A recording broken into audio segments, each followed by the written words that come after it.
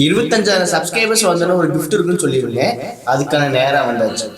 ஆமாங்க, நம்ம சேனலை கஷ்டப்பட்டு 25,000 சப்ஸ்கிரைபர்ஸ் வந்து நம்ம ரீச் பண்ணியிருக்கோம். அதுக்கு முழுக்க உங்களோட ரெஸ்பான்சிபிலிட்டி தான் அதிகமா இருந்திருக்கு.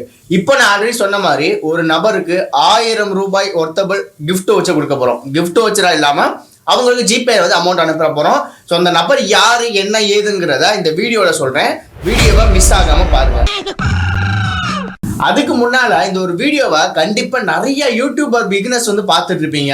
ஸோ அவங்களுக்காக சின்னதா என்னோட எக்ஸ்பீரியன்ஸ் வந்து ஷேர் பண்ணணும். இந்த 25,000 சப்ஸ்கிரைபர்ஸ் நம்ம ரீச் பண்றதுக்கு என்னெல்லாம் கஷ்டப்பட்டோம், எங்கெல்லாம் துயரப்பட்டோம், துன்பப்பட்டு எல்லா கஷ்டத்தையும் அனுபவிச்சுதான் இந்த ஒரு மைல் ஸ்டோனை வந்து நம்ம சக்சஸ் பண்ணியிருக்கோம். ஸோ அது எப்படி பண்ணோம், என்ன மாதிரியான கஷ்டங்கள்லாம் இருந்துச்சு அப்படிங்கிறத சின்னதா ஷேர் பண்றேன்.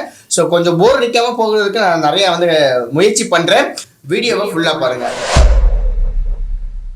இந்த 25,000 சப்ஸ்கிரைபர்ஸ் நம்ம ரீச் பண்றதுக்கு 4 யூடியூப் சேனலை பலி கொடுத்து தான் வந்திருக்கு. என்னடா பலி கொடுத்து வந்திருக்க அப்படின்னா, இதுக்கு முன்னாடி நான் ஆரம்பிச்ச 4 சேனலுமே பேன் ஆகி அதுக்கப்புறம் கோவிட் டைம்ல ஆரம்பிச்சது தான் இந்த சேனல். ஸோ ஒரு கிட்டத்தட்ட ஒரு 5-6 வருஷத்துக்கு அப்புறம் பார்த்தீங்க அப்படின்னா ஒரு 25,000 சப்ஸ்கிரைபர்ஸ் வந்திருக்கு.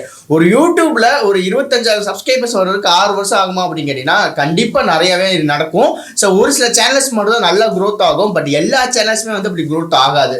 அந்த 25,000 சப்ஸ்கிரைபர்ஸ் வந்ததுக்கு கிஃப்ட் யாரும் கேட்குறீங்களா? வெயிட் பண்ணுங்க, அதையும் சொல்றேன்.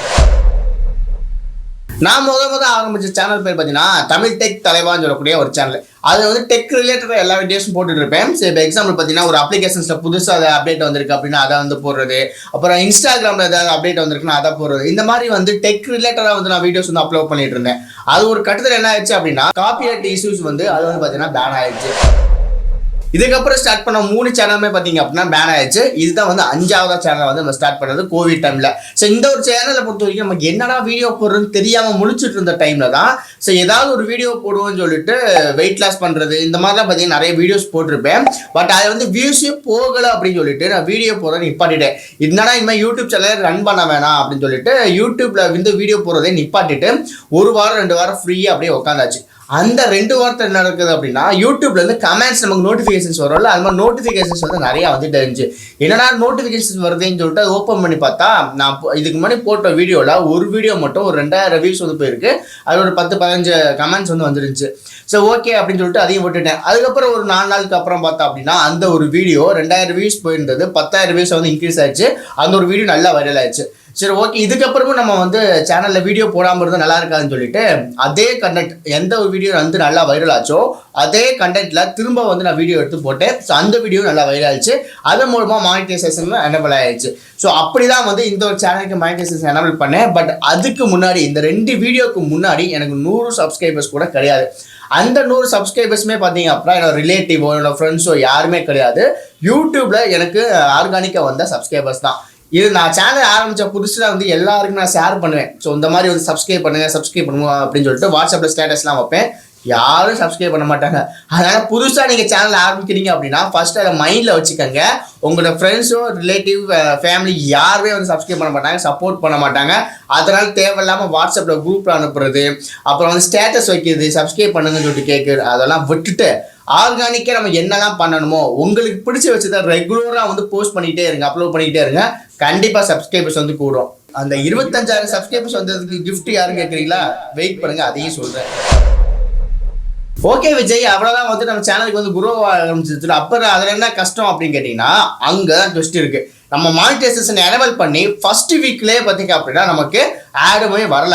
ஸோ அதில் ஏதோ ஒரு வந்து இஷ்யூ வந்துருக்கு. அதை வந்து திரும்ப வந்து ஆட்சன்ஸுக்கு வந்து நம்ம கம்ப்ளைண்ட் பண்ணி கூகுளுக்கு வந்து ரிப்போர்ட் அனுப்பிச்சுட்டு அது பெரிய கஷ்டப்பட்டு ஒரு மாதத்துக்கு அப்புறம் தான் ஆட் வந்து வர ஆரம்பிச்சிச்சு. ஸோ அந்த 1 மாதத்துக்கு அப்புறம் ஆட் வந்ததுக்கப்புறம் நமக்கு போயிட்டு இருந்த வியூஸ் வந்து அப்படியே கம்மியாயிடுச்சு. ஸோ எவ்வளோ தூரம் நல்ல வியூஸ் போச்சோ ஆட்சன்ஸ்ல ஆட் வந்ததுக்கப்புறம் வியூஸே போகிறதில்ல. ஒரு நாளைக்கு 100 வியூஸ் போகிறதே பார்த்தீங்க அப்படின்னா பெரிய விஷயமா இருந்துட்டு இருந்துச்சு. எப்போ அப்படின்னா 2021 ஜூலையில். ஸோ அந்த மாதிரி வந்து இருந்துட்டு இருந்துச்சு. ஸோ ரொம்ப கஷ்டப்பட்டு தான் வந்து திரும்ப வந்து வியூஸ் வந்து ஏற்றுன மாதிரி இருந்துச்சு. ஆனால் மானிட்டைசேஷன் எனேபிள் ஆனதுக்கப்புறம் வியூஸ் சுத்தமாகவே போகலை. சரி, ஓகே, என்ன பண்ணுறதுன்னு சொல்லிட்டு சரி வந்துட்டோம். மானிட்டைசேஷன் எனபிள் வரைக்கும் ஆயிடுச்சு. இதுக்கப்புறம் விட்டா நல்லா இருக்காதுன்னு சொல்லிட்டு திரும்ப வந்து வீடியோஸ் வந்து கண்டினியூஸாக போட ஆரம்பிச்சுட்டே இருந்தேன். அதுக்கப்புறம் ஒவ்வொரு வீடியோ தான் வைரல் ஆகிட்டு இருந்துச்சு. அப்படி நல்லா வைரல் ஆகிற டைமில் ஒரு வீடியோ ஒரு 23,000 வியூஸ் வரைக்கும் போயிருந்துச்சு. ஸோ நல்லா வைரல் ஆகிட்டு இருக்கா அப்படின்னு நினைக்கும் போது அந்த வீடியோ பேன் பண்ணிட்டாங்க. என்ன வீடியோ அப்படின்னா, யூடியூப் வீடியோவை எப்படி வந்து டவுன்லோட் பண்ணுறது அப்படிங்கிற ஒரு வீடியோ வந்து போட்டிருந்தேன். ஸோ அந்த வீடியோவை பார்த்தீங்கன்னா அப்படியே வந்து பேன் பண்ணிட்டாங்க.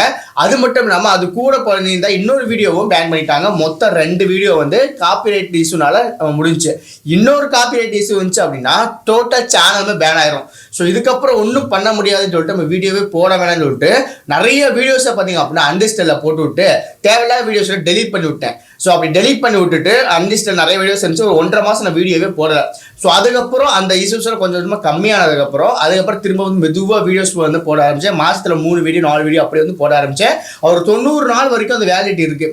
அந்த 90 நாளுக்குள்ள இன்னொரு இஷ்யூ வந்துச்சு, காப்பிரைட் இஷ்யூ வந்துச்சு அப்படின்னா சேனல் வந்து பேன் ஆயிரும். ஸோ அந்த 90 நாள் வரைக்கும் வெயிட் பண்ணிட்டு அதுக்கப்புறம் அந்த இஷ்யூ வந்து கிளியர் ஆனதுக்கப்புறம் திரும்ப வந்து ரெகுலராக வீடியோ போட ஆரம்பிச்சேன். இதே மாதிரி 2 தடவை வந்து எனக்கு நடந்துருச்சு. 2 தடவையுமே அந்த உயிர் நுனியில் போய் தப்பிச்சுட்டு வந்திருப்பான் அப்படின்னு சொல்லுவாங்க பார்த்தீங்களா, அந்த மாதிரி அந்த நூல் இலையில போயிட்டு நம்ம சேனல் வந்து தப்பிச்சுட்டு வந்திருக்கு. ஸோ அது மட்டும் இல்லாமல் ஒரு 7-8 மாதத்துக்கு முன்னாடி நம்ம சேனல் வந்து பார்த்தீங்கன்னா ஒரே நாளில் $150 இன்கம். எப்படா ஒரு நாளே $150? எனக்கே ஆச்சரியமா இருக்கு. மற்ற டைம்லாம் பார்த்தீங்கன்னா $1 $2 வர்றது பெரிய அதிசயமா இருக்கும். ஆனால் ஒரு நாளில் மட்டும் $150. அதை தான் நான் வீடியோ கூட நான் போட்டிருப்பேன். அப்படி ஒரு டாலர் $150 எனக்கே ஒன்றும் புரியல, எப்படி வந்துச்சு என்ன ஏதுங்கிறதே புரியல. அதுக்கப்புறம் என்ன நடந்திருக்கு அப்படின்னா, அது வந்து இன்வாலிட் டிராஃபிக் அப்படின்னு சொல்லிட்டு நம்ம சேனலுக்கு ஆட் செஞ்சு கட் பண்ணிட்டாங்க. ஒரு வீடியோவுக்கு கூட நமக்கு ஆடுங்கிறதே வரல. ஸோ கிட்டத்தட்ட ஒரு 6 மாதத்துக்கு நமக்கு ஆடே வரல. ஸோ ஆடு வராமல் என்னடா இப்படி ஆடு வரலாமல் இவ்வளோ தூரம் கஷ்டப்பட்டதில் வேஸ்ட்டாக போச்சா அப்படின்னு சொல்லிட்டு நிறைய வந்து நம்ம ட்ரை பண்ணியிருந்தேன். ஸோ நிறையா யூடியூப்பில் வந்து சேட் இருக்கலாம். ஸோ சேட்டில் வந்து போய் கேட்டிருந்தேன், மெயில் பண்ணியிருந்தேன். எனக்கு தெரிஞ்ச நிறைய இன்ஃப்ளூயன்சர்ஸ்லாம் யூடியூப்பில் வந்து இருக்காங்க. ஸோ அவங்ககிட்டலாம் வந்து பார்த்தீங்கன்னா கேட்டிருந்தேன், நிறையா கொஞ்சம் ஹெல்ப் பண்ணியிருந்தாங்க. பட் இருந்தாலுமே எனக்கு அந்த இஷ்யூ வந்து சால்வ் ஆகலை. ஆனால் இந்த இஷ்யூ யாருக்குமே வரலை அப்படின்னு சொல்லியிருந்தாங்க. பட் எனக்கு வந்து சால்வே ஆக மாட்டேங்குச்சு. என்ன பண்ணுறதுன்னு தெரியாமல் முடிச்சுட்டு இருந்த டைமில் தான் வந்து ஒரு 6 மாதத்துக்கு அப்புறம் அப்படியே விட்டுட்டேன். ஆனால் வீடியோஸ் வந்து போட்டுட்டு தான் இருந்தேன். ஆட் வராமல் இருந்தாலும் பரவாயில்ல, நம்மளோட வேலை வந்து வீடியோஸ் வந்து போடுவோம் அப்படின்னு சொல்லிட்டு வீடியோஸ் வந்து நிறையா வந்து போட்டுட்டு இருந்தேன்.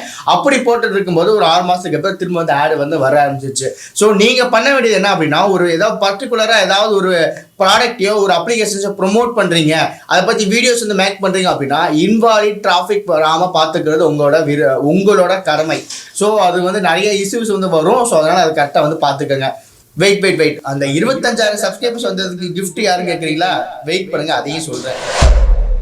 இப்படி நிறைய விஷயங்களை பார்த்தீங்கன்னா கஷ்டப்பட்டு நம்ம சேனலில் இந்த 25,000 சப்ஸ்கிரைபர்ஸ் வந்து கொண்டு வந்திருக்கோம். ஸோ இதில் முக்கியமான பங்களிப்பு உங்கள் எல்லாருக்குமே இருக்குது. நீங்கள் வந்து இவ்வளோ தூரம் சப்போர்ட் பண்ணாமல் என்னால் வந்து இதை அச்சீவ் பண்ணிக்க முடியாது. ஸோ அதுக்காக வந்து நான் வந்து ஒரு அதிகமாக வந்து கமெண்ட் பண்ணுற ஒரு நபருக்கு வந்து ஒரு 1000 ரூபீஸ் ஒருத்தவை கிஃப்ட் வந்து கொடுக்குறேன் அப்படின்னு சொல்லியிருந்தேன். ஸோ அதுக்கு பதிலாக வந்து 1000 ரூபீஸ் வந்து நம்ம ஜிபே பண்ணிட போகிறோம். ஸோ அந்த நபர் யார் அப்படின்னு தெரிஞ்சுக்க ஆர்வமாக இருப்பீங்க அப்படின்னு எனக்கு நல்லாவே தெரியும். வாங்க அதை பற்றி பார்க்கலாம். மொபைலில் வந்து யூடியூப் ஸ்டுடியோ ஓப்பன் பண்ணிட்டோம் அப்படின்னா கீழே கம்யூனிட்டின்னு சொல்லிட்டு ஒரு ஆப்ஷன் இருக்கும். அதை கிளிக் பண்ணிட்டு கீழே ஸ்க்ரோல் பண்ணி போனோம்னு வச்சுக்கிங்களேன், இந்த இடத்துல அதிகமாக கமெண்ட் பண்ணியிருக்கக்கூடிய நபர்களோட நேம் வந்து இருக்கும். ஸோ அப்படி கமெண்ட் பண்ணியிருக்கிறது யார் அப்படின்னா, அதிகமாக கமெண்ட் பண்ணிக்கிறது ஆன்லைன் ப்ராஃபிட் சொல்லக்கூடிய இந்த ஒரு நபர். ஸோ இந்த ஒரு நபர் நீங்கள் இந்த ஒரு வீடியோ பார்த்துட்டு இருக்கீங்க அப்படின்னா மறக்காம நான் கீழே வந்து ஒரு இமெயில் ஐடி கொடுக்குறேன். அந்த இமெயில் ஐடிக்கு உங்களோட யூடியூப் ஸ்டுடியோவோட டேஷ்போர்டு இருக்குல்ல, நீங்கள் எப்படி சேனல் வச்சிருக்கீங்க, வீடியோஸ்லாம் போட்டிருக்கீங்க, அந்த யூடியூப் டேஷ்போர்டோட ஸ்க்ரீன்ஷாட்டை மட்டும் எடுத்து எனக்கு வந்து மெயில் பண்ணுங்க.